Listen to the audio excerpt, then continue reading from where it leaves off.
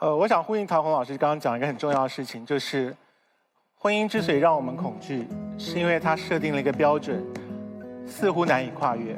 所以如果要让我们对婚姻友善一点的话，我觉得从结婚的时候的誓词就应该开始改变。你说什么，不管贫穷与富贵，不管健康与生病，我们两个人都在一起，至死方休。讲出这句话的人，大部分人都做不到。这句话太恐怖了，就是谁听到我们要这样子才能至死方休，会觉得不恐怖。所以这本身，如果像陶虹老师所说的，婚姻有各种我们自己可以设计的样子。我有朋友是结婚后两个人就分隔两地到死都没有住在同一个屋檐底下，他们号称结婚了，然后我们当然觉得只要你同意，这就是你们结婚的方法呀。所以为什么要把婚姻誓词定得那么恐怖呢？为什么要至死方休啊？就是定一个生活化一点的标准，然后我们去结婚才没那么恐怖嘛。所以就像秋晨所说的，你要我们不恐惧，请你把条件改善，而不要只要求我们不恐惧而已。康永哥帮我们设计一个婚姻誓词，我们有些什么要素是咱们在这儿可以一块儿讨论一下的？我觉得你唯一应该要迈向婚姻的最重要的原因，就是你要说我珍惜此刻，然后我因为对于此刻的珍惜，我希望我们有一个值得珍惜的未来，这是结婚的唯一的原因。这是一种什么体质？就是平常不演戏，一演戏就得奖。这是因为平常接戏少呢，还是因为打得准呢？这是一个传说，没这件事儿，是吗？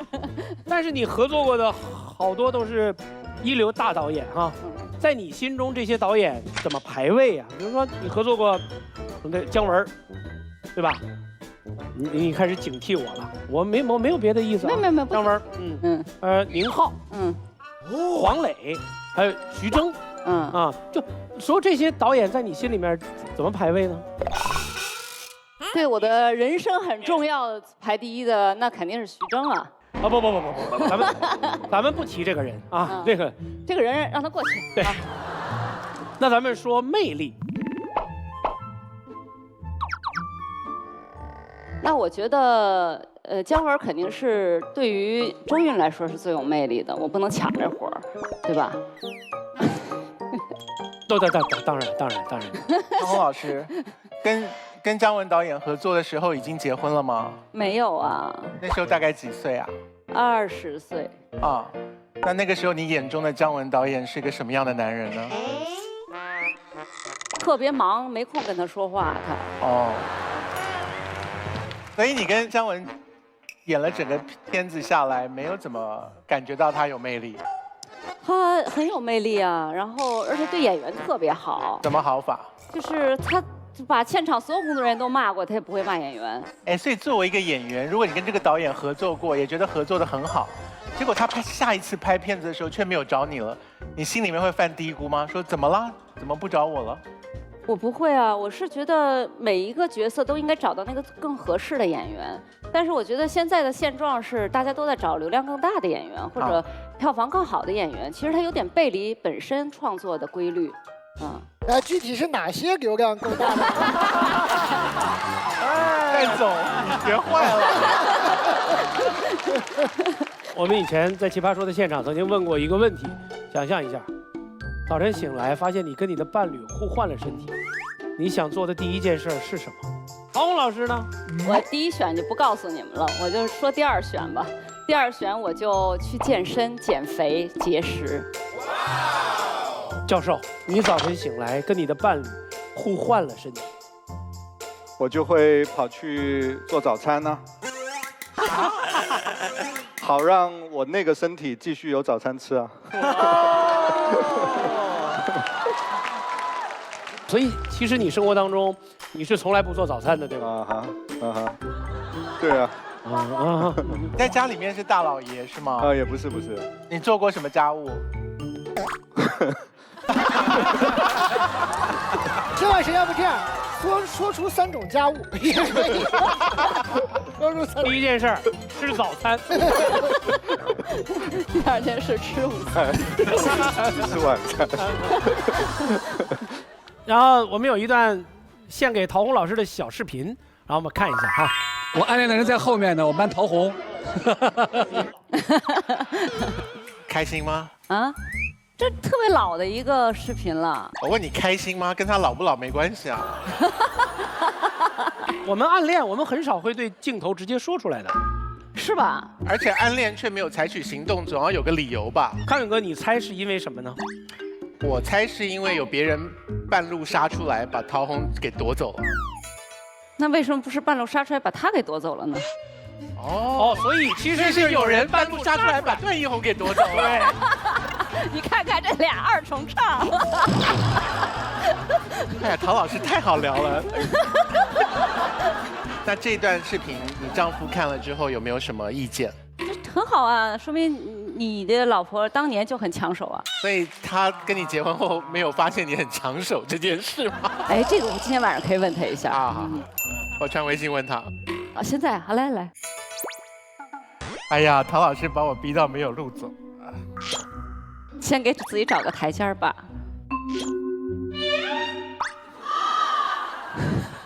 你继续。我可以继续了啊！奇葩说作为一个辩论节目，还是有些内容要跟大家沟通的。首先，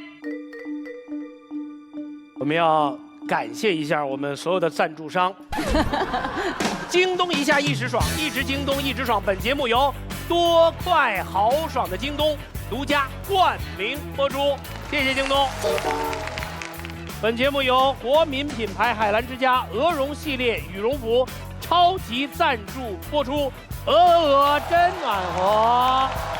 本节目由带你去全宇宙浪一浪的携程旅行超级赞助播出，跨越山海，携程安排。本节目由我单纯我敢说的江小白超级赞助播出。本节目由动动手指不用跑，好家都在贝壳找的贝壳找房超级赞助播出。好，我们来看一看本期话题。怎么了，宝贝儿？怎么了？我最近真的太烦了，是不是李丹又欺负你了？你跟我说，我去骂他。他没有欺负我，但确实跟他有关系。你怎么了？快说。他跟我求婚了！求婚了！我太激动了，我太开心了，为你感到高兴。我不想结婚，而且他说下个月就要领证，下个月就要办婚礼，怎么办？我好害怕。哎呀，宝贝儿，你这是恐婚呀！你听我说啊，其实呀，结婚也挺好的。你想，一个人承诺一辈子宠你、爱你、照顾你。你们两个呢会有自己的孩子，孩子呢会慢慢长大，长大以后呢会慢慢变老，老了以后呢会互相照顾，多浪漫，多安心呀！其实啊，我也想结婚，我没有对象，我超羡慕你的哦。结婚哪里好呀？从此失去自由，扛上一堆责任。我要对我的小孩负责，对我的老公负责，对我老公的爸妈也要负责。结婚前我去男友家洗碗，那叫乖巧；结婚后，这都变成我应该做的了。结了婚之后，所有的眼睛都盯着你在看，我还怎么做自己？我哪里还有自由？哎，宝贝儿，宝贝儿，现在都什么年代了啊？你们两个过自己的日子，哪有人有空成天盯着你俩？再来，我问你啊，你不想结婚，是不是不爱他？我不许你这么说，我爱他，我很爱他，可是爱他也不用结婚呀，我们可以一直相恋下去啊。听你说说那话，来，我问你个终极问题啊，你们俩要生小孩怎么办？你还不结婚吗？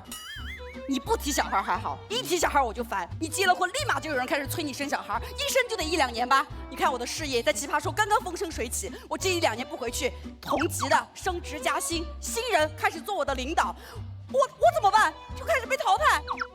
一步错，步步错，一步踏错，终身错。我不想我的事业怎么办？我不想做个家庭主妇，我不想。哎，冷静冷静，你先别狂躁啊。看来你还真的挺害怕的哈。那如果这个时候有一瓶去除恐婚水就好了，你喝下去啊，就能消除一切的顾虑，去抓住自己的幸福。你说的很对，如果有瓶去除恐婚水，我喝了就不用这么纠结了。是啊，哎，朋友们，恋爱多年却一直恐婚，如果有瓶去除恐婚水，你会喝吗？好，题目出来了。恋爱多年，我却恐婚。现在面前有一瓶去除恐婚水，我要喝吗？我们现场所有的观众，红键支持正方，蓝键是反方，请投票。3、2、1，目前是73人不喝恐婚水，27人喝恐婚水。然后给大家介绍一下我们战队和导师之间的这个分布情况。贝壳找房战队是罗振宇老师率队，多关照，多关照。据情报显示，罗振宇老师的战队的每一个人要把他们的稿子写100遍。没有的是，不可能的，不可能的。手抄100遍，然后倒抄100遍。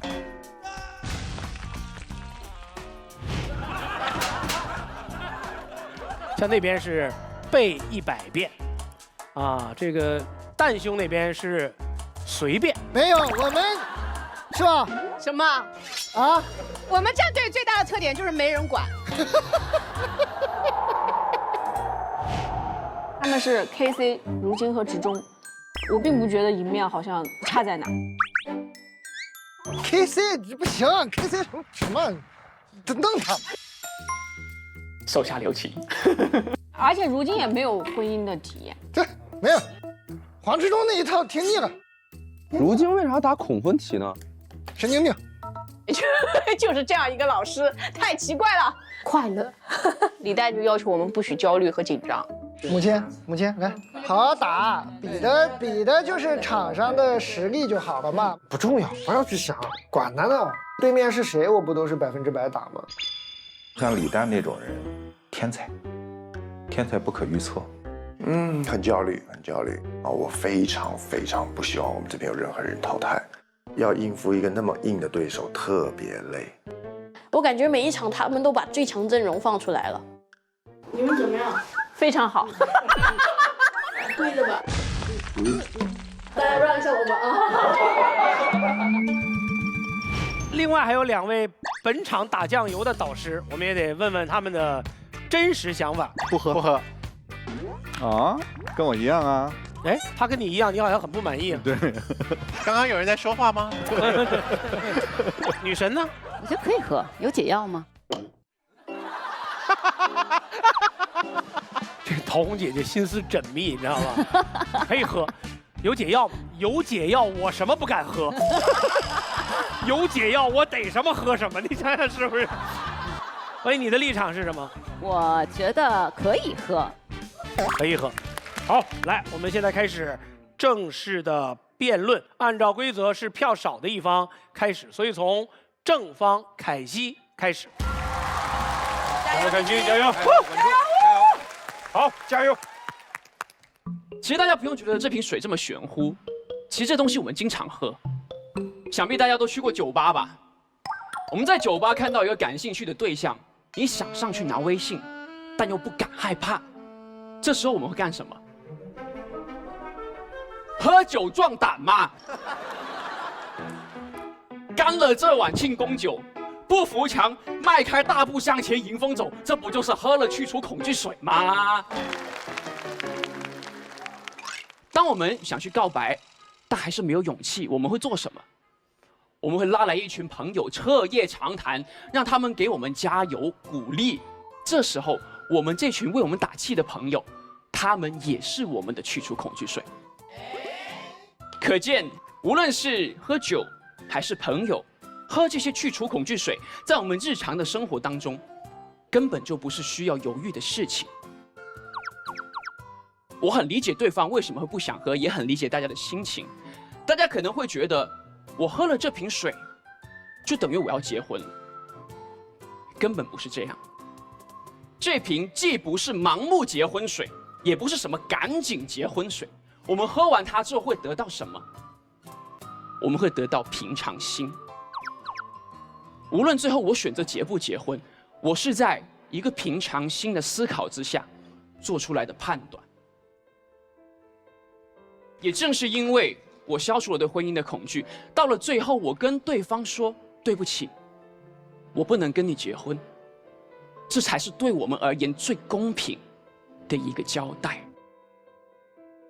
不敢和不想从来都不是划等号的。我们之所以鼓励大家要去喝这个东西，不是说叫你赶紧去做一个决定，而是希望我们大家在面对我们害怕甚至是恐惧的事情的时候，我们有看到更多可能性的权利。如果世界上真的有这瓶水，我一定会喝。我想让自己变得更理性，剩下的就交给那个更好的我去做决定吧。谢谢。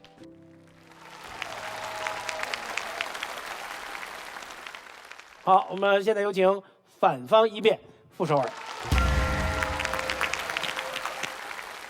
KC 的观点说，恐惧去除了，就什么都能够做到。我觉得婚姻就跟奇葩说舞台一样，光是不怕是不够的，你还得享受。你要做的不是先去除紧张，而是先把稿子背熟。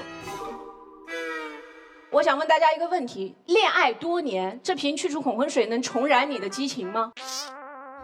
不能。你要是那么容易燃，你能跟一个人在一棵树上吊这么多年吗？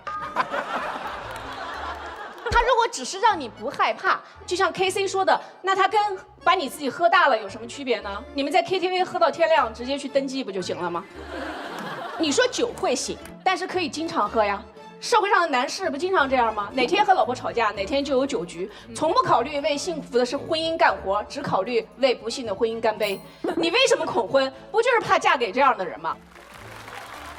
喝一点酒没关系，喝一点去除恐婚水没关系，但最怕喝成一种习惯就不好了，是吧？害怕了喝，焦虑了喝，绝望了是不是还得喝？我负责任的告诉大家，这3种情绪在你未来的婚姻生活中将会连绵不绝，此起彼伏。你现在敢把自己喝昏了结婚，你以后就敢把自己喝多了不离，就这样一直喝下去。那爱不爱主要靠代谢，而且要常备护肝片，是不是？肝不好，婚姻怎么能好呢？所以这是第一点，我觉得这瓶去除恐婚水跟酒在我看来没有任何区别。希望对面3位聪明可爱但是不负责任的推销员一会儿跟我讲清楚它跟酒精的区别到底是什么。好，第2点啊，就是你为什么会恐婚？我觉得因素非常多，但最主要的就是怕吃亏。人类就是这样，就是大部分的焦虑都是因为占不到便宜。我跟你们说，何以解忧，唯有索取。我是不是跟你们说过，活着就是要讨价还价，不要逼死自己，要给对方压力，让别人去做骆驼，你做稻草，把自己一根根压到身上。想跟你结婚没那么容易，你就每天问他一次有什么好处。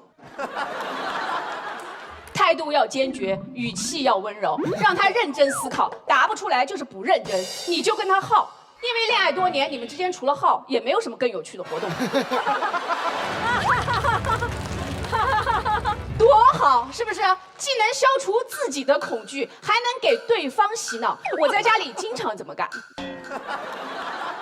2个人在一起不就是要互相洗脑吗？看谁洗得过谁，俗称沟通。如今跟职中整个第5季都在跟我谈沟通，到了关键时刻不谈了，继续谈呀。他给你用心给你的每个答案，都是你将来兑现的机会，一点都不亏。如果他什么都不给，太好。人生这个巨大的荒漠啊，哪里还没有骆驼？压死一个换一个。结婚就是要找到那只最抗压的骆驼。第3，我们回到这一题的题眼，我觉得题眼不是恐婚，而是恋爱多年。你知道我看到这4个字，脑海里就出现一条风干的咸鱼，挂在一棵老树上晃悠晃悠，翻白眼。爱情里不怕你有病，就怕你冷静，所以大部分的婚都是头婚的时候结，因为呢，大家都冷静以后，就谁都不想结。那你喝这个去除恐婚水，不是更冷静吗？空洞的眼神啊，仰仰脖子，耸耸肩，接就接。你把气氛搞得这么悲壮，视死如归的，万念俱灰的，你是结婚呀还是殉情呢？所以我觉得我们今天面对这瓶去除恐婚水，要考虑的是结不结婚吗？不是，你要考虑的是怎么优雅地处理一条咸鱼。这条咸鱼就是被时间放凉的我们的爱情。你要思考的是这条咸鱼，你是生吞下去，还是回锅翻炒？是继续挂着，还是拿去喂猫？我告诉你们，回锅翻炒是爱，它代表虽然时间给我们降了温，但是我有的是办法让它热起来。继续挂着是爱，它代表我虽然不想跟你结婚，但是想跟你谈一辈子恋爱。拿去喂猫也是爱，它代表我虽然不知道怎么去爱你了，但是我愿意成全别人去爱你。但是我跟你们说，生吞下去不是爱，它只是代表我累了，累到连说一句我好害怕的力气都没有，所以才用麻醉自己的方式跟你结这个婚。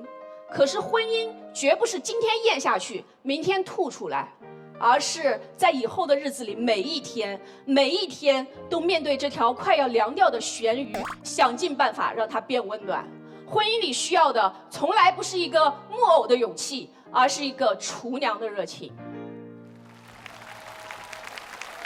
今天这一题是比 yes or no 要复杂得多的选择题。你们发现没有？不喝这瓶去除恐婚水，你所做的任何决定都是爱；喝了这瓶去除恐婚水，你做的那个唯一的自以为是的决定，它不是爱。谢谢大家。啊，可以。现在目前是反方多了8票。我想问一下，现场已婚的劳驾举手。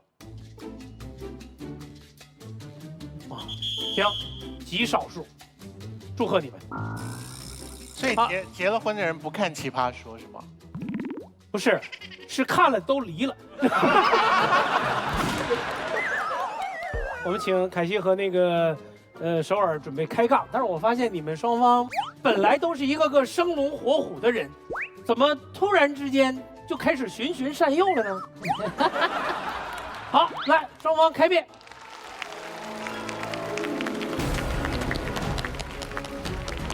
正方要喝，开始。如果恐惧靠沟通可以解决的话，请问焦虑症和抑郁症，我们能跟他聊好吗？对于恐婚者来说，结婚就像坐过山车，可以坐可以不坐，但是不能喝多了坐，对不对？如果是可做可不做，为什么他还要恐惧，而不是直接喝了这个水，或者直接拒绝这个水还要犹豫呢？但是因为你喝了这个水，你婚姻中的问题并不会消失。我觉得如果你到了婚姻中要继续处理这些问题，你应该用理性的方法克服自己的恐惧，对吗？对，我们喝了这个水，就是让我们有理性的方法去对待婚姻，而不是解决婚姻中的问题，只是让我们用平常心去走入婚姻或者拒绝婚姻而已。你刚才说喝这个去除恐婚水就像喝酒一样，你喝酒了以后恢复理性吗？喝少酒可以助兴，更何况酒不等于恐婚水，因为恐婚水里面不含酒精。恐婚水里面不含酒精，是不是同样让你发晕？其实原理是一样的，让你昏了头，不知道自己干什么走进婚姻。你觉得这种婚姻幸福吗？所以心理医生都是为了让患者昏头吗？你去找心理医生，他不会给你一瓶水说喝了就不害怕，对不对？但他会给我开药啊。什么？心理医生会给我们开药。还有 KC， 我觉得作为一个帅哥，你对自己的认知不会太复杂。我告诉你一个真相，就是如果特别想结婚的人，他不会怕，怕的人他就是不想。来，正方还有7秒。我刚才也说了，不想和怕根本是2回事。我们可以让他不怕，但不影响他不想。时间到。来，我们全场观众给正方和反方的一辩投票，5、4、3、2、1，正方获得多出11票。凯西在最后这个开杠环节抵抗住了首尔强大的攻势，作为一个新奇葩啊，难能可贵，是吧？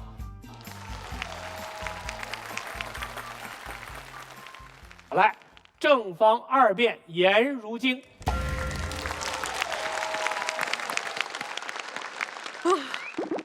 刚才马老师问，为什么大家今天状态都不一样了？你们知道为什么不一样吗？因为我们恐惧，因为我们害怕这个舞台。现在很多人都属于一种恐惧的状态，所以现在有点昏了头。对方今天最大的误解是以为喝了酒之后是昏了头的。但是不是真正昏头的状态，是在恐惧的状态之下才叫昏了头。今天这道辩题判断要不要喝这个水，其实很简单。我们问自己2道问题。第一道问题，你想不想结婚？很多人会误解恐婚的人其实不想结婚，不是，错了。恐婚的人其实是想结婚的，但是他结不了婚。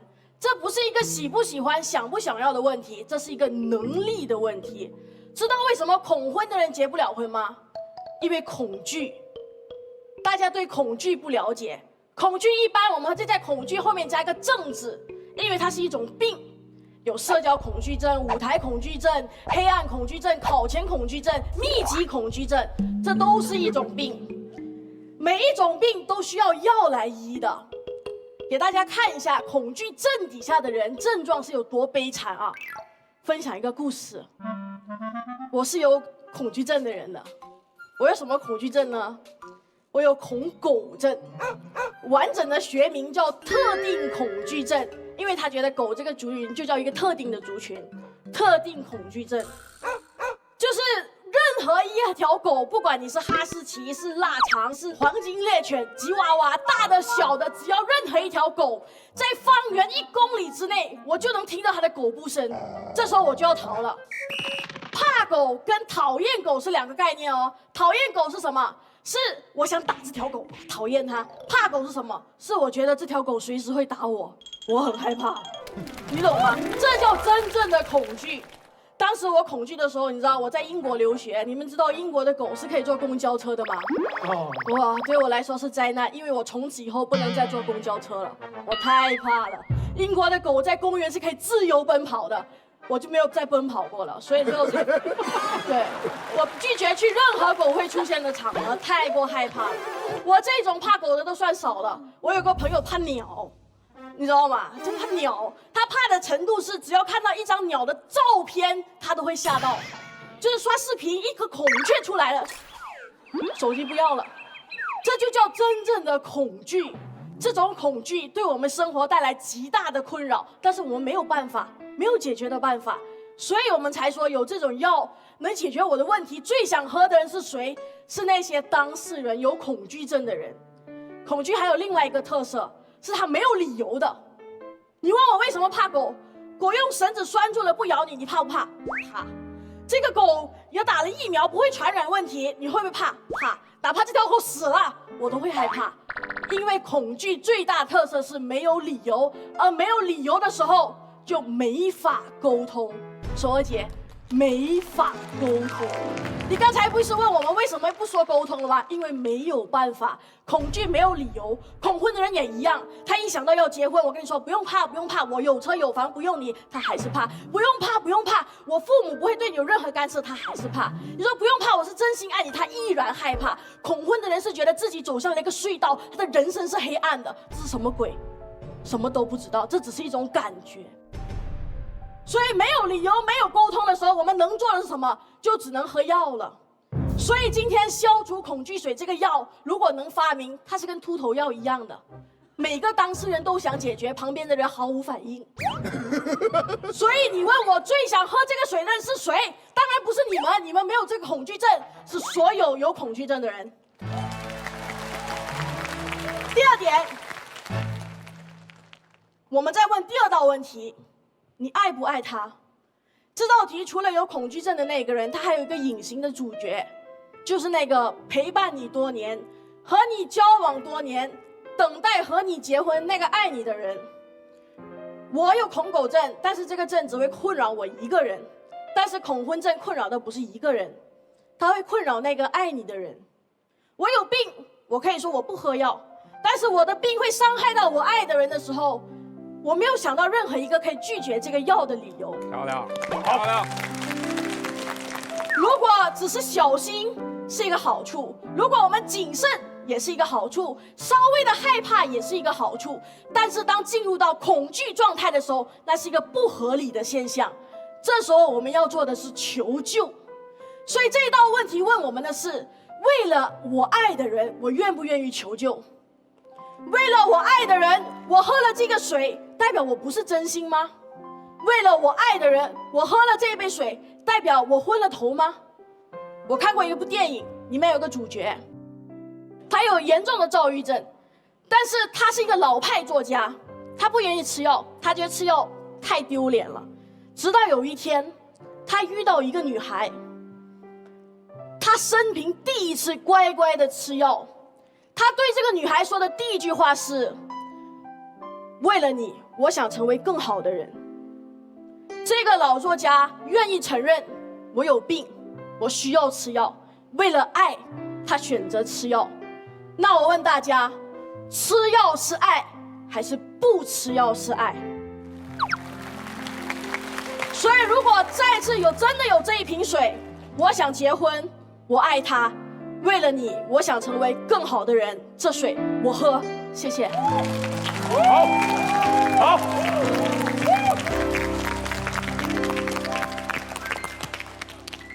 杨世清说了一个恐惧的这个关键点，让正方目前胜出37票。来，反方二辩，殷伟。好，大家好，我是这一届新奇葩殷伟。他想要听到你的抱怨，他想要看到你的绝望，因为只有这样，他才能够证明自己的存在并不孤单。如今好棒啊！在他后面讲压力一定很大，一定会恐惧，因为恐惧可能会影响我的平常心。可是现在我却异常的亢奋，因为恐惧保护了我，让我事前非常认真的准备，如今的论点都在射程范围之内。如今在最后跟我们谈爱，他说：“我爱你，我愿意喝。”可是你们两个恋爱多年，不是只有你而已，还有他。他如果爱你，他会想让你喝这个水吗？如果不会，对他来说，你的不喝才叫做爱。再往前看，如今讲了他的第一个点，叫做恐惧症。为了这个问题，我们事前准备了，特别请了我们的虫仔去问了他的精神科的医生的朋友，精神科医生朋友，他的朋友是精神科医生，不是这个意思啊。他问了有没有一种叫做恐婚症的病，你常听到对不对？可是世界上有没有一种叫恐婚症的病？没有，恐婚不是恐惧症，所以这两种恐惧是要切分开来看的。谁会说恐婚是叫做恐婚症？是那种认为只有结婚叫做正常，不结婚就叫做异类，叫做异常的那些人，他们使得社会上一些人被建构成了弱势，不能像对方这样看问题。我们回来，我本人啊有一个太太啊，不然是几个人哈，2个女儿啊，我住在女生宿舍。我特别想要从女性的观点切入来讨论这个题目。女性的恐婚，基本上是对社会结构不平等的一种回应，它有理有据，而且是一种保护机制、提醒机制。如果你硬要他去喝这个去除恐婚水的话呢，事实上就是要他去除他对婚姻、对家庭、对结构的那一种清醒的自由。我们随便举几个简单例子来说明女性所面对到的这些婚姻当中的压力及其带来的恐惧，这个不平等。比如说路边看到小朋友，你会问他：“你妈妈呢？”职场看到成功的女性，你会问她说：“你是如何兼顾事业与家庭？”这些问题的背后隐藏着什么？是千百年来女性结构性的泪水，因为她被预设了家庭的责任就是她的责任。而你看见这件事情之后，你感到一点恐惧、一点小心、一点距离、一点警醒，然后这难道不是一个最合理的反应吗？这时候偏偏有人站出来告诉你，不对，你应该要去喝去除恐婚水，去除这一种警醒。凭什么？说好的自由呢？恐惧就是这么样一种保护的机制，它是一种提醒的机制，让你向内看，去判断你内心的价值排序，你心中对爱的程度以及对自由的界限，让你向外看，在历史的长河里面看到这个结构，过去有过你的妈妈、你的妈妈的妈妈、你的妈妈的妈妈的妈妈，他们都面临过一样的结构性的难题，而只有看清楚这件事情，你才能够做出最清醒而自由的选择。所以最后，我想要跟大家一起把视角稍微调换过来。今天如果你是那一个恐婚的女性，而我是你身边的人，我会告诉你，这个恐惧很珍贵，因为恐惧的背后是你对束缚的挣扎，以及对自由的渴望。而那一个在人世间行走、自由自在、敢爱敢恨的你，不就是我一开始爱上的那一个你吗？一样的，在当代的恋爱关系当中，你恋爱多年，你们常常是有福同享、一起快乐的伴侣，但是已经很少有机会有难同当了。你们每一个人，每一个你都活得如此独立而精彩。很多时候，你就算心里不舍，也没有机会表达与沟通。但是现在你要面对你心里最深层的恐惧了。我会希望这是一个契机，让我有机会可以跟你一起有难同当，给我一个倾听你以及理解你的机会。谢谢。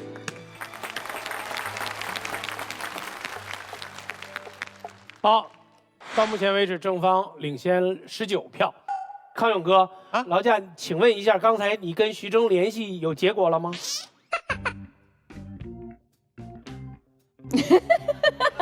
我认为导演大人行程一定很忙，就算是过了2天才想起来要回，也是理所当然的事情。可是没有想到徐峥导演大人就是很秒回，秒。所以内容你是想要现在知道，还是等到辩论完了再说呢？我们现在就不妨分享一下吧。我先讲一下我问的那个问题哈。导演大人打扰一下，陶虹老师呢正在跟我们录制《奇葩说》，他说我可以微信问问看你，当你在追他的时候，你知不知道陶虹老师是有多么的抢手呢？然后徐峥导演就回答了，他说我当然知道啊，所以呢，其实是陶虹追我的。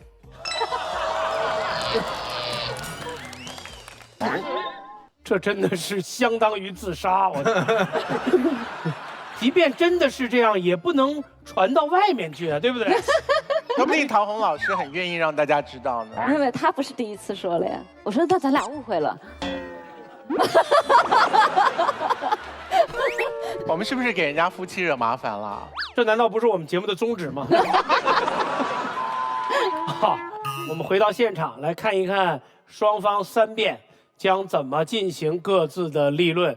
有请贝壳找房战队3辩黄执中。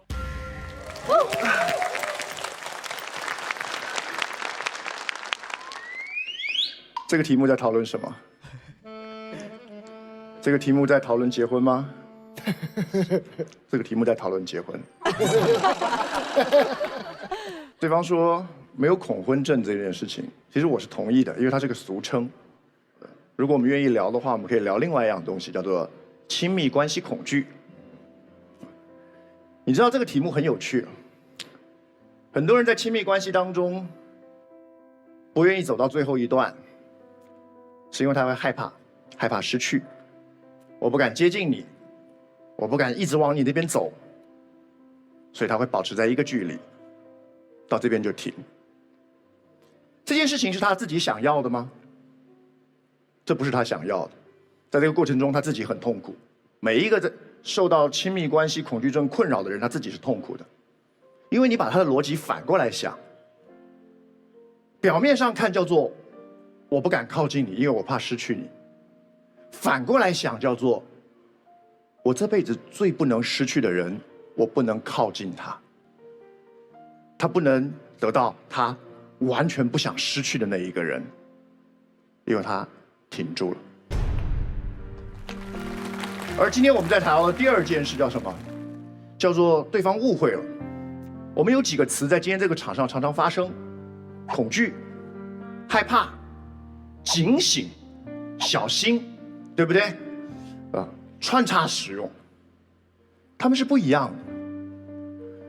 我在学校的时候，我教辩论、教演讲，在教演讲的时候，我观察过很多同学，我可以分得出恐惧跟担心的差别在哪里。你要知道，我们遇到问题、遇到难关，担心是很正常的。担心是一个很好的行为，它带来的礼物叫做你会变得更小心、更谨慎。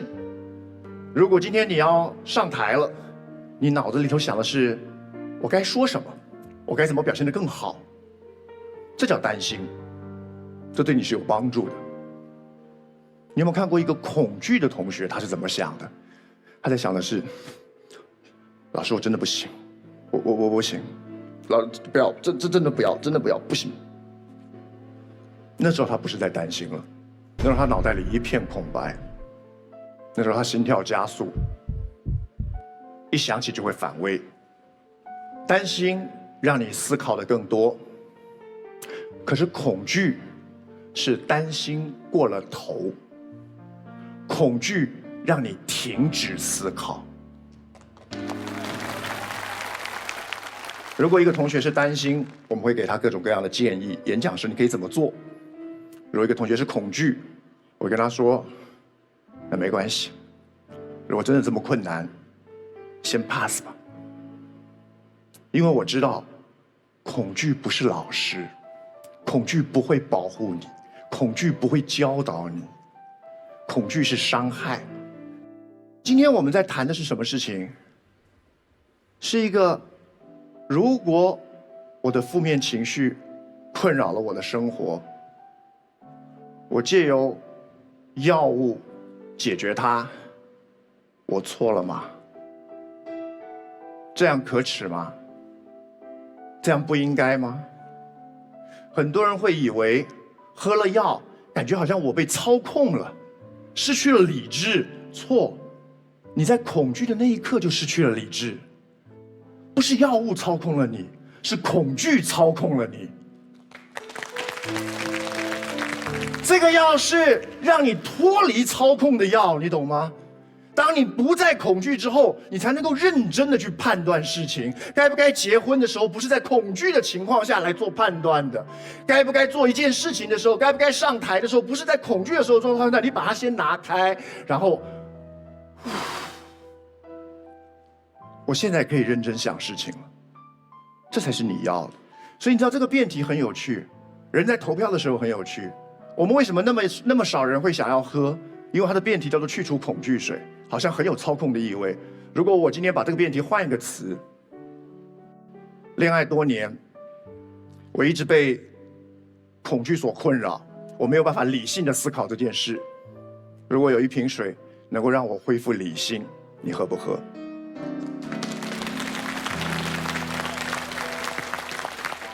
我举一个最后的例子，我们出门我们会穿鞋。有人自己做了鞋，有人买了鞋。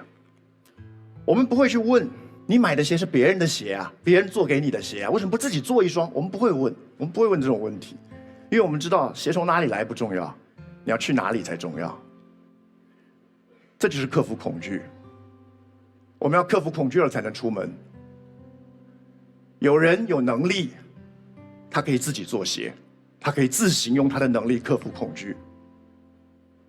有人没那么幸运，他得买鞋，他那双鞋也许不是他自己做给自己的，是别人做给他的，但是无所谓，鞋从哪里来不重要，我愿意出门很重要。不要告诉我学着做鞋你可以成长，我出门之后我也能成长。不要去纠结靠着别人做的鞋丢不丢脸，你要相信你走到的远方就是光荣的。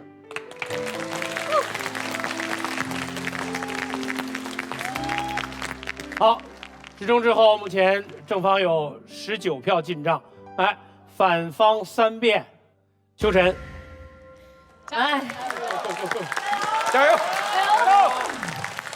我内心深处有个声音就在不停地对我说：“你要扛住，扛住，扛住，扛住，扛住。”那个时候已经不是胜负了，那个时候我是觉得我们队必须，然后把我们队真的想说的话说出来。天哪！大家不如回忆一下当时为什么按了我方这么多票吧？啊，这锅这么窄，我的天哪！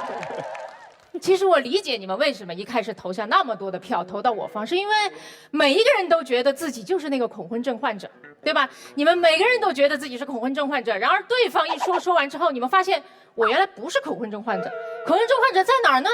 不知道，因为他们是一群神经病。其实这恰恰就证明了我们两方一个巨大的分歧，就是今天坐在这里那些不太想结婚、不愿意结婚的人，到底是不是恐婚症患者，或者是不是今天我们要讨论的人群？我觉得不是，我觉得是的，对不起，我觉得是。我们要讨论的就是每一个人真实的生活困扰，我们不要讨论精神病要不要吃药，我有病吗？我要讨论精神病要不要吃药，对不对？大家的这个转变也意味着一件非常重要的事情，那就是这个社会上对我们恐婚的情绪不闻不问，不愿意帮我们解决恐婚的问题，却只问我们能不能消化自己的情绪，这是不是甩锅？其实我觉得这道题目的设定非常的奇怪。你看，同样的2个人面对一段婚姻，一个非常渴望，不断的暗示，一个心生恐惧，有一点排斥。可是为什么只有我的面前有一瓶去除恐婚水，而他的面前就没有一瓶去除可婚水？甚至围观的7大姑8大姨面前就没有一瓶水叫做关你啥事儿，给我闭嘴之水呢？我觉得在这个恐惧的生态里，你知道吗？大家都有各种各样的恐惧，我怕结婚，他怕单身，7大姑8大姨怕我们有不同的人生选择，对不对？每一个人都有自己恐惧的情绪在那里。这个生态里边，任何一个人把自己面前那一瓶水给喝了，这事儿都消停了。凭什么只有我面前有这瓶水？凭什么？对不对？这意味着大家有一个认知，就是只有恐婚是病，要治，而其他所有的恐惧情绪、对单身的困扰、对其他人有不同人生选择的排斥，这些都是被允许甚至被鼓励的。这意味着同样都是建构出来一种病，可是大家却只认为，心底深处只认为不想结婚这件事情多多少少还是缺乏了一点点正当性。你想想，为一件正当的事情有情绪，会受到这么多指责吗？如今怕狗，可是不养狗，它如果不是一个事儿的话，那我怕狗也不需要被解决啊。同样的道理，如果我不结婚不是错的话，我怕结婚为什么又是事儿呢？那第二点，这个题目最重要的一个前提，不就是去除恐婚水吗？这个看上去有一点科幻的玩意儿，但是实际上你把这个前提去掉，它就会变成每个人都会遇到的一个小问题，那就是我就是不太想结婚，请问我要改吗？那我给大家的建议也非常的简单，那就是我不改，谁想让我结婚谁自己改哈。对，你想想我为什么要改？我为什么要改？我不想结婚，于是就没有结婚，对吧？我说到做到啊，我前后一致，我逻辑自洽，我改什么？法律上面有一个原则，叫做谁主张谁举证。我觉得我们做人也一样，应该秉持一个原则，叫做谁主张谁改变，哈，谁主张谁行动，是不是？我就想知道到底谁那么想让我结婚，他到底又为我做了什么？如果是父母想让我结婚，他们有尝试去降低一点点我们结婚的繁文缛节吗？如果是伴侣想和我结婚的话，他有尝试去理解一下我对婚后什么养育孩子、婆媳关系、父母养老这些问题的纠结吗？如果是这个世界想让我结婚，想要提高一点点咱们这年轻人的结婚率的话，他有没有尝试去降低一点年轻人结婚的经济负担？有没有尝试去降低一点我们对未来生活的焦虑啊？如果都没有，就只叫我改；如果都没有，还说我有病，这不是叫不劳而获吗？我认为所有不解决我问题却要我消化情绪的行为都是耍流氓。哎，这个题目里面还有一方，就是如今刚才提到的一方，就是咱们的另一半和我恋爱多年，但是想跟我结婚，而我不太想，所以才会有这道辩题，对吧？那2个人在一起，似乎互相迁就和妥协也是理所应当的事情。我就为了他结一个啊，是不是看上去也合情合理？可是我们忽略了一个非常非常重要的事情，那就是伴侣他到底乐不乐意？我们得靠这瓶水才敢跟他结婚。你想想，如果是我是那个伴侣想要跟你走进婚姻的殿堂，我会非常的生气，我会觉得你喝这瓶水就是对我巨大的羞辱，是不是？哎，我有那么糟糕吗？啊，你不喝这水不敢跟我结婚，这就跟骂我一样，是不是？骂我不喝懵了下不了嘴。我有那么没法沟通吗？你跟我聊过你到底在害怕什么吗？你是觉得我一定不会听，还是一定听不懂啊？你是对自己没有信心，还是觉得我一定没有出息？你害怕的所有事情里面，你觉得我们一件也解决不了吗？而我最失望的是什么？最失望的是，你为什么这么不相信我啊？你不相信，我需要的根本不是结婚，我需要的是你啊！我想和你结婚，不就是为了让我们两个在未来的日子里面都少一点点担心和害怕吗？为什么要搞得那么悲壮，好像要去就义了一样？为什么？如果婚姻本身就会给你带来那么多的恐惧，我不管它是什么原因，因为我因为你，还是因为真的就是你有病，这个婚我可以不用结，因为婚姻的目的是什么？婚姻的目的是保护我们，而什么是保护啊？保护就是让我们不用害怕，而不是不许害怕。所以真的让我难过和受伤的，不是你不敢和我结婚，是你默默的去消除了你恐惧婚姻的情绪，而在我的面前却一声不吭。好，最后，我要真诚的跟大家交流一个非常小的问题，那就是就算不喝这瓶去除恐婚水，好，我们带着那么一点恐惧婚姻的情绪，是不是也不妨碍我们结婚啊？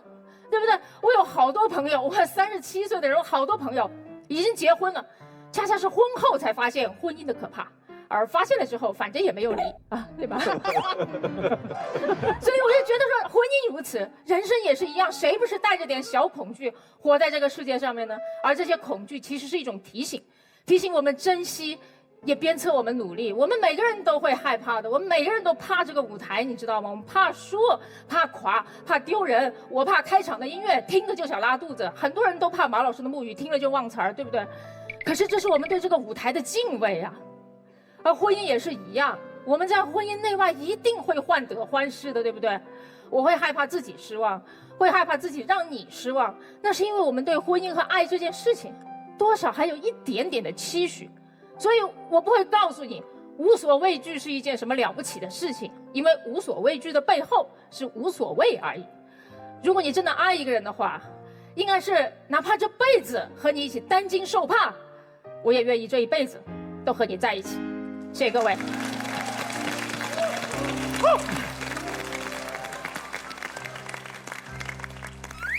郝红，你有没有发现，就是在《奇葩说》针锋相对的两个立场的辩论里面，会让你每经历一个回合就经历一个寒暑。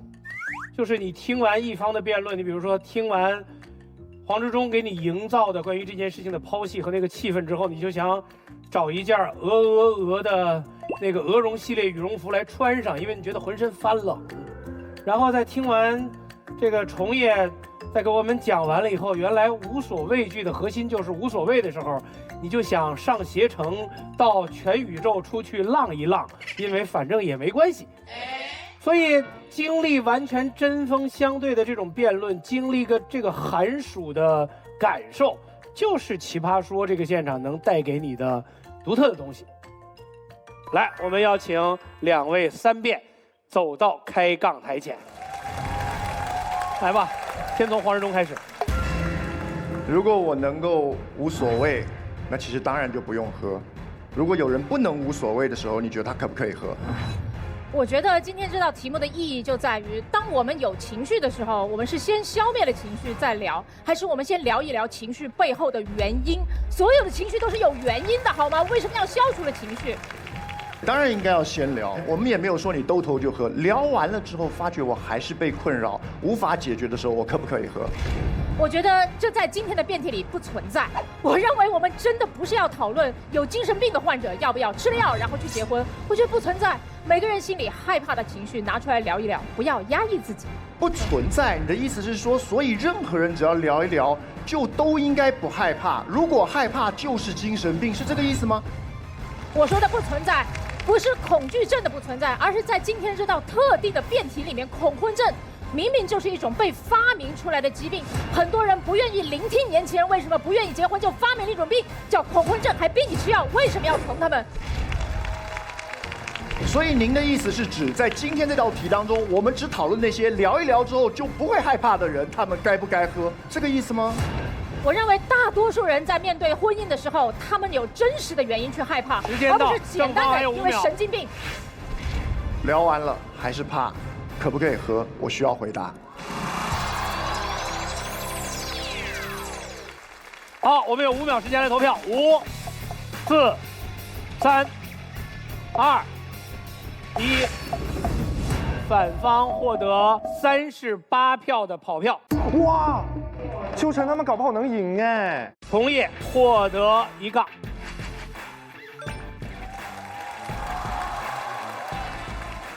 很多人特别关心说你听完3遍的观点之后会不会改变立场？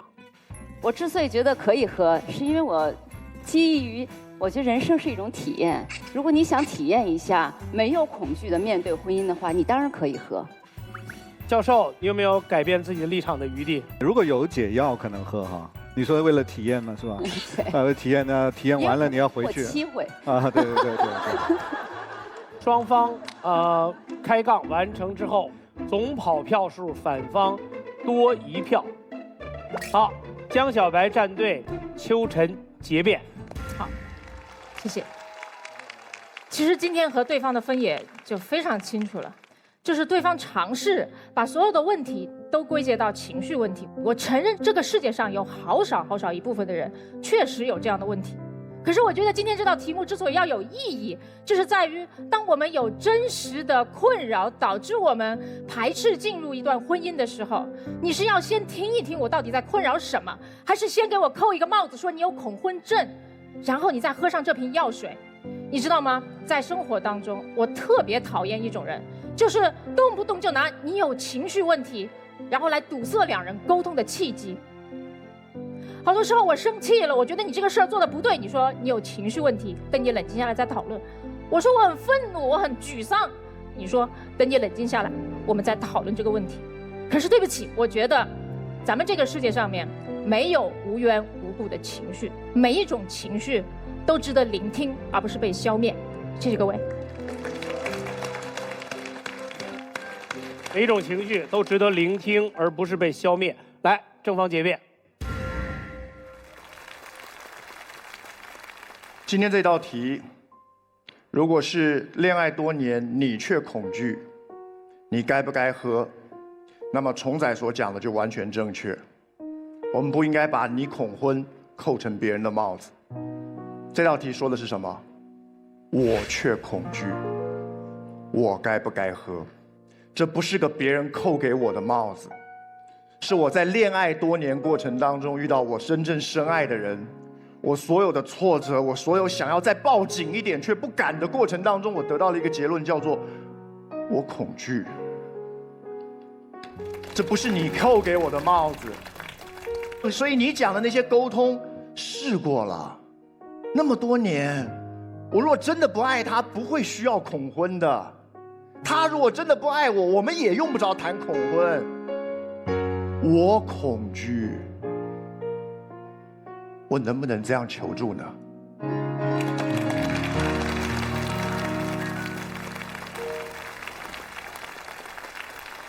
来，所有现场观众，请投票。5、4、3。我相信这场比赛我们谁都不想输，都拼了命想赢。2。比赛它最厉害的一点就是把你摆在不确定性的尽头，然后这个时候你才会拼尽全力。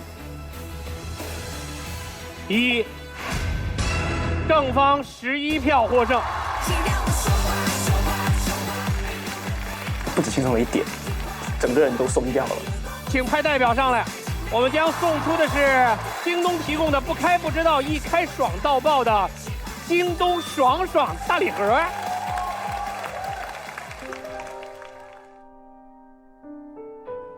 我觉得我这一季就是找不到状态，很着急，越着急越找不到。如果我表现好一些就好了。哎呀，就是有点遗憾，但是也没办法，这就是比赛。陶虹，你手里有1杠，你可以送给其中的一个人，你觉得应该送给谁？我特别的孤陋寡闻。我后来才知道，一般的大学里面都是有辩论队的，而且都经常会有这样的比赛。这让我一下开始怀疑人生，是不是当初上了一个假大学？而且我从小吧，上面有一个能说会道的姐姐，我那时候只要一张嘴，他们听了2分钟以后就说好，不会说别说了。所以我就在成长的过程中一直不太敢张嘴，然后更是不太敢跟人争论。最重要的是，我从来不跟人吵架，我老觉得自己也吵不赢。一旦吵架，我就开始恐惧上来了。所以这个，我看到你们在争论的时候，我真是佩服得五体投地。我觉得你们真的是在这样紧张高压的状态下，思路这么的清晰，然后口齿这样的伶俐，然后自己的那个论点从来都不乱，真的是太让人敬佩了。在这么多的人里面，我觉得有一个人扛的压力可能是最大的，就是秋晨。对，所以我想把他给秋晨，因为我觉得他最后真的是火力十足。谢谢谢唐老师。在整个的辩论过程当中啊，其实，双方导师都暗中较劲很长时间。我们要听听罗振宇老师作为正方，还有什么要补充今天正方观点？那个虽然忝为导师哈，但实际上我在我们的讨论群里主要是给他们负责发红包，去除他们的恐惧。对，我在看他们的讨论的时候，其实我在想什么，就是作为一个辩论题，尤其是这种脑洞题，他在问什么？他在问我们要不要向那些外部的、充满了不确定的，我担心他会操控我们的解决方案去求助。王阳明有一句著名的话，叫“破山中贼易，破心中贼难”。为什么？因为你心中的那个，甭管是恐惧、沮丧等等，它是跟你一体的。这种纠结，你靠自己的力量是根本出不来的。咱们别说恐惧，我们说你现在请不要在自己的脑子中想象一个马东，你做得到吗？就这种困境是内化于你的，你怎么摆脱？你不向外求助怎么办？电脑里有病毒，你让它自己好，自己沟通，杀毒啊！就这么简单啊！所以本题考教的是什么？是我们在什么样的情况下分辨清楚我们要不要向外求助的这样的一个边界。我平时在工作中，我们有一些同事，我说你这没干好啊，他说是啊，但是我想尽了所有的办法呀，就在我的工位对面。我说你再想想，你想尽了所有的办法吗？啊，真的，我所有办法都想了，我还是做不好啊。我说我就坐你对面，你为什么不向我求助啊？求助是我们经常解决问题的最好的办法，但是我们经常把它忘掉，因为我们老觉得那是一个外在于我的且不确定的解决方案，就像恐婚水。爱因斯坦有一句话，叫“问题不可能由产生这个问题的思维方式来解决”。求助了，这就是这个题我们要坚决站在正方的原因。谢谢。蛋总需要向他求助吗？该我说了是吧？对。我其实开始没有准备太多论点，那听着我的论点就越来越多。你们这个太过分了，从 KC 开始就把婚姻、害怕结婚等同于抑郁症。然后到了如今就成了恐惧症，到了罗老师这儿成了电脑病毒。你们这为什么多想的？你最后那个话挺对的，说一个问题不能用产生这个问题的思维去解决，那我们就换种思维嘛。你给人喝懵了算怎么回事？我觉得害怕婚姻不是病啊。一个社会非要让人结婚才是病啊！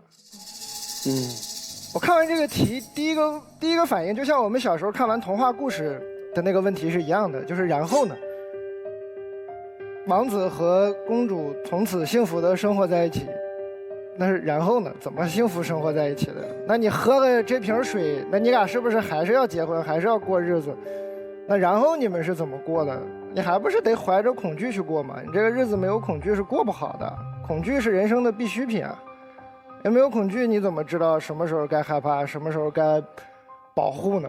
就是我们其实人活着有一种过关的思维啊。我们小时候考试也是觉得，哎，我考上大学，人生就好了，从此就好了；我找到工作，人生就好了；我结个婚，人生就好了啊。有的人结个婚，觉得我离了婚，人生就好了。不是，人生不是一关又一关的，人生是一段关系又一段关系的。人生是你要去维系的，不是去打怪的。我喝了这瓶水，人生就好了吗？不会的，你不是还是得把日子过下去吗？你是要维系一道关系，而不是去过这个关吗？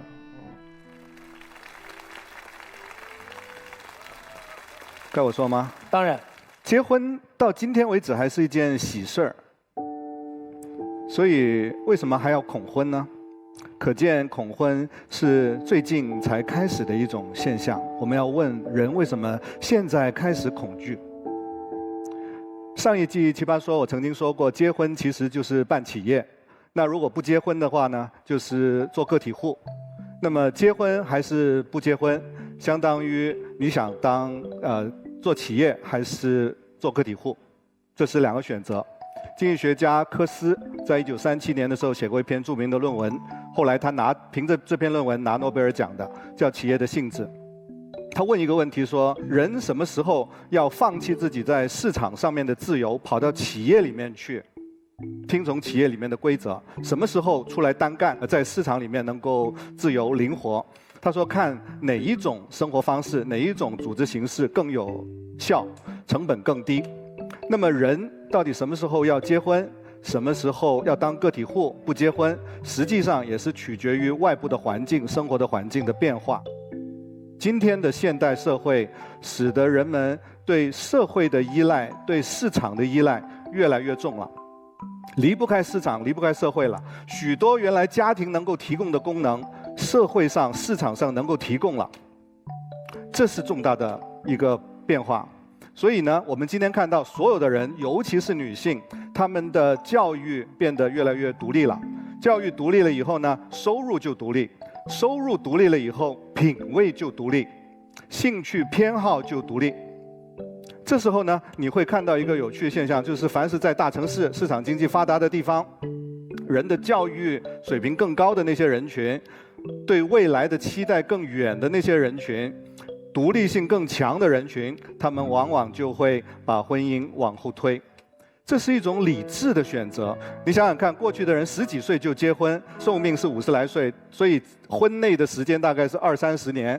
而今天的人，如果20来岁结婚，你要陪伴那个人到90岁，翻了1倍的时间，是不是要更小心一点、更谨慎一点？我们要好好考虑这个人是不是值得我们陪那么久。对不对？所以我觉得今天的所谓恐婚，只不过是人们的幸福感越来越独立的一种表现。OK， 所以呢，我们说恐婚实际上是一个人在现代的社会里更加审慎、更加合理、更加理智和更加独立的表现。这时候，如果你说有一瓶水我喝了，这不是反其道而行之吗？不是要变得更不审慎，变得更鲁莽、更反潮流、更不合理吗？所以我觉得，如果有这样一瓶水，我不会喝。谢谢大家。罗老师他们说的话能动摇你的立场吗？那怎么可能？我跟这边是一头的。这样，如果抛开这道题的立场，我们想想我们身边的人。有没有恐婚的？尤其是年轻的人。今天我们讨论了这么多，现场这么多婚龄女性，刚才我一看结婚的并不多，觉得自己有恐婚倾向的，劳驾举举手。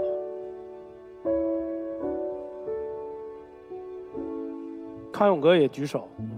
我的立场是我特别能够理解恐婚这件事情。我们奇葩说之所以会讨论这个问题，就是因为奇葩说有一位不愿意透露姓名的总导演李楠楠，是一个恐婚症的患者，跟男朋友在一起很多年了，一直没有办法迈出这一步。但是当真正全公司的很多人在拿它当辩题讨论的时候，发现关于这个辩题在我们身边的亲朋好友里面特别多。我们抛开这道辩题本身，我们今天该怎么理解身边的人恐婚这件事儿？蛋蛋，你身边有恐婚的女性吗？太多了，太多了。你一般怎么跟他们聊天呢？就这样很好。其实，我觉得婚姻本身是一个合谋，就是你们两个人都有共同的意愿才往前走的，这是就是通过交流是应该可以达成共识的事儿。那么还有另外一件事儿，就是婚姻一定是一个样子吗？就是我觉得之所以恐婚，是因为你认为的婚姻就是那个样子，你认为你必须符合那个标准。是不是这个标准是一个明确的、不可改变的呢？你可不可以和你的那一位创造一个新的标准呢？其实婚姻最终是两个人的事儿，也可能是两个世界的事儿，这看你们两个人怎么来合作了。如果你们俩可以在这件事情上达成共识的话，那婚姻是有可能的，也没有那么可怕。但如果你们在这件事上没有办法达成共识，它可能是挺恐怖的。你要活在一个别人定的标准之下去玩一个游戏，然后你可能经常一不小心就踩雷区，那是活得挺恐怖的。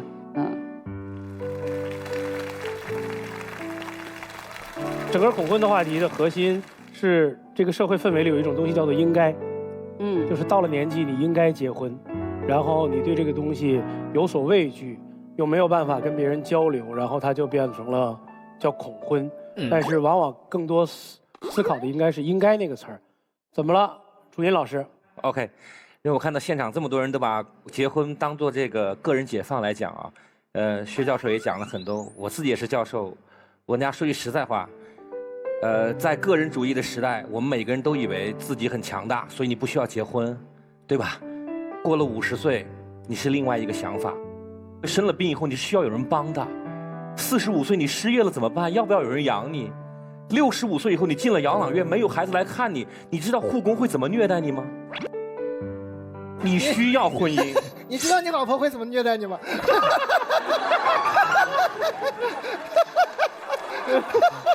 说的特别好，说的特别好。我们经常就这么觉得，找另外一半跟一个陌生人一样有风险，对吧？如果真的能遇到一个放心的人，你需要结婚。我自己结婚很长时间了。这是一个最不坏的选择。你要知道，当你过了55岁，一个人飘在社会上，像这些成功的人，这样的几率是很小的。你需要一个人帮着你一起走，你需要孩子来照顾你，这是我们大多数人最合理的选择。谢谢大家。我站在楚音老师的反对面上，是因为我特别不喜欢楚音老师那句“这是我们大多数人”。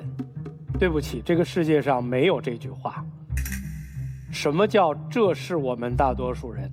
我们永远站在一个我来代表大多数人，告诉你们这个世界真相的时候，楚音老师，极其危险。因为我们都不知道自己55岁的时候会什么样，所以我们没有办法代表大多数人。但是有统计，有概率。对，然后呢？然后呢？所以你在35岁以前坚信自己绝对不是大多数人，可是你真的想过没有？过了55岁，你很有可能就是大多数人。不是，是因为你从来都只是大多数人，只是没有必要在每一件事情上都用我是大多数人，因为当你用大多数人去概括自己的时候，那少数人是谁？他变成了你的对立面。这才是我们应该警惕的东西。你说的很有道理。康永哥，你有什么想说的是吗？我想呼应陶虹老师刚刚讲一个很重要的事情，就是婚姻之所以让我们恐惧，是因为它设定了一个标准，似乎难以跨越。所以如果要让我们对婚姻友善一点的话，我觉得从结婚的时候的誓词就应该开始改变。你说什么？不管贫穷与富贵，不管健康与生病，我们两个人都在一起，至死方休。讲出这句话的人，大部分都做不到。这句话太恐怖了，就是谁听到我们要这样子才能至死方休，会觉得不恐怖。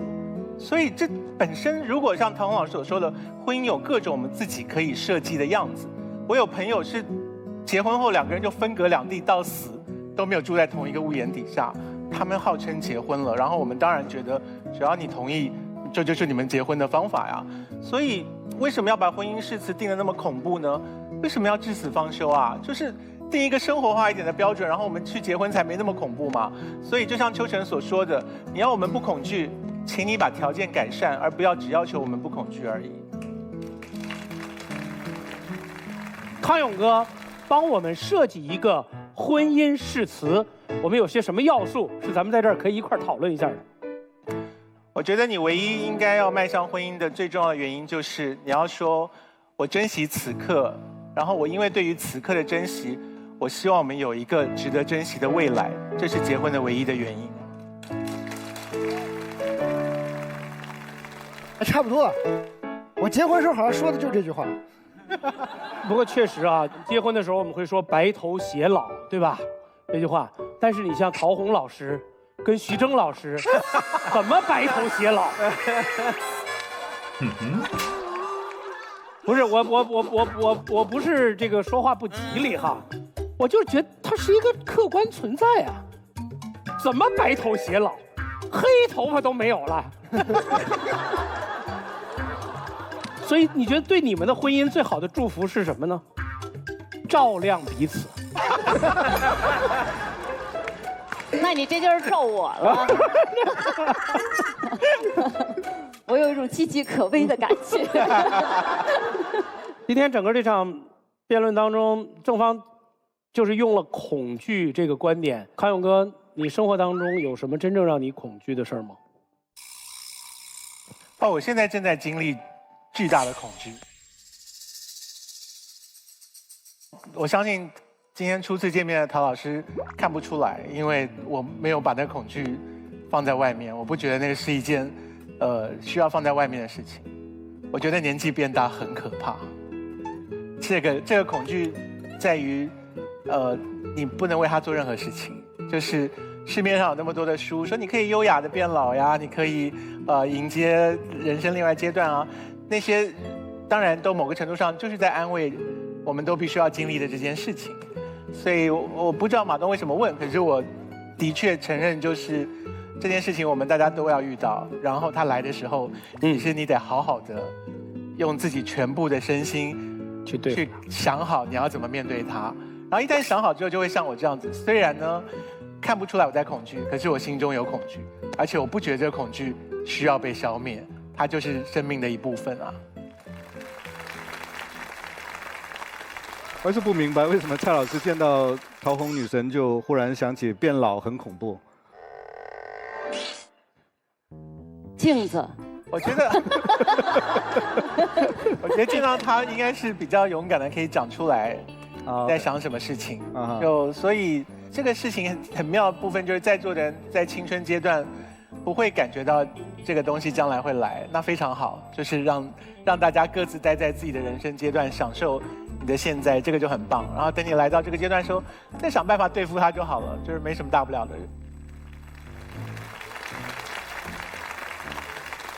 蛋哥，你有什么可恐惧的吗？还好，我就怕我的肝就是跟不上。我特别害怕我的肝脏提前崩溃了，你知道吧？他的工作压力有点太大了，就是我要怕这个。你喝点江小白养一养。好，今天场内场外、赛制内赛制外都是一种辩论。核心的问题是通过奇葩说的一个辩题，让大家对于恐婚这件事情引起更多的思考。但是辩论依然是辩论，今天是正方获胜，所以对不起，我们要在反方3位当中，根据本场表现，由全场观众投出票数最低的，将会离开奇葩说的进程。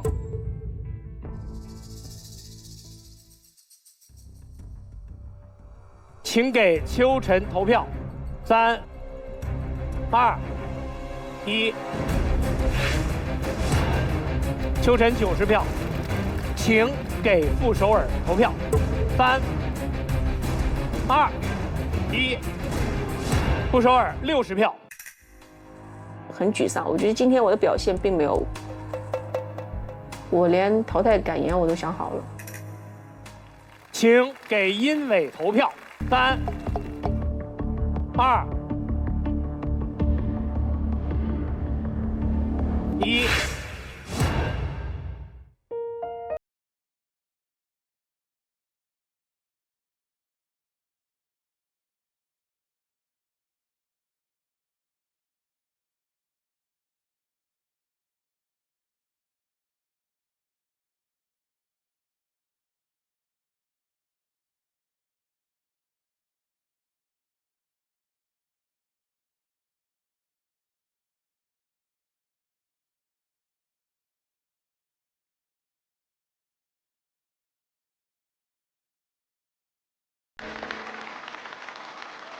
因为老师可惜了，